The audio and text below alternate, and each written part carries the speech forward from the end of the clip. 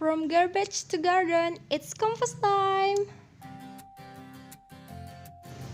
Halo teman-teman, perkenalkan nama saya Miss Jatania Sembiring. Saya mahasiswa tingkat 2 dari Prodi D4 Sanitasi Lingkungan Poltekkes Kemenkes Medan.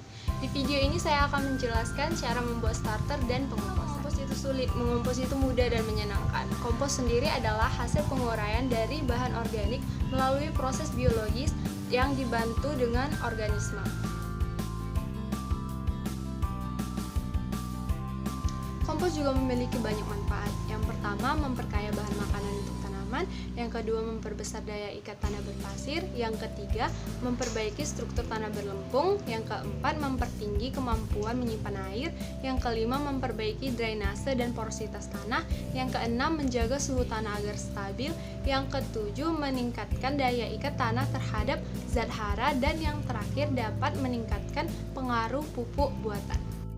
Mengompos menjadi hal yang penting, sederhana, mudah, dan sangat-sangat membantu kita untuk menjaga lingkungan kita.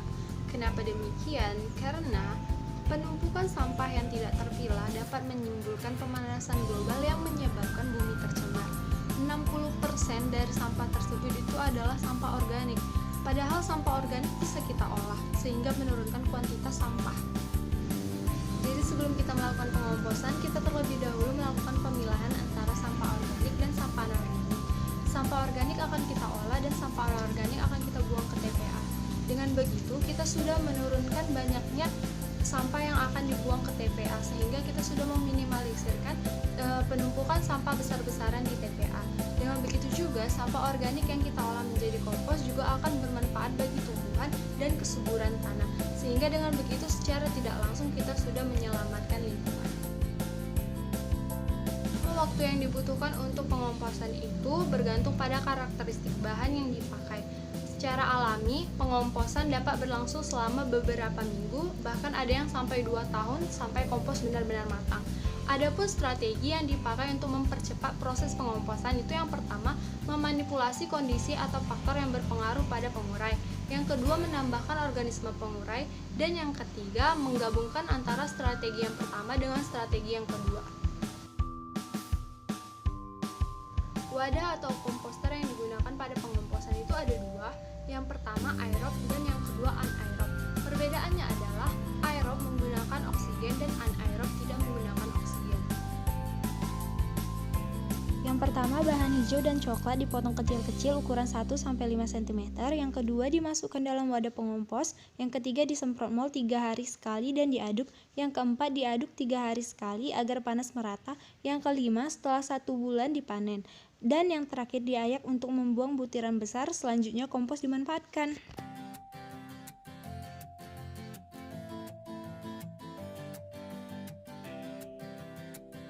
Wadah beri lubang di bagian bawah, kemudian taburi organik coklat, lalu diberi tanah, ditambah pupuk kandang ataupun kompos jadi.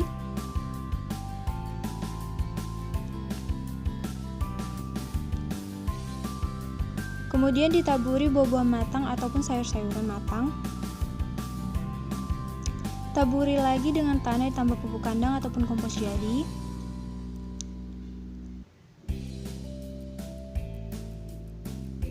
Kemudian siram dengan air cucian beras ataupun air tempe yang sudah menginap selama 2 malam. Kemudian taburi lagi dengan organik coklat, lalu tutup dengan terpal ataupun plastik ataupun kardus.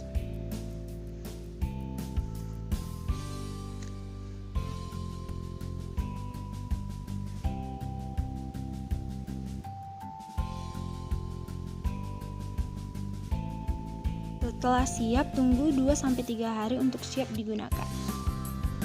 Nah, sudah jadi. Hasil akhirnya akan seperti ini.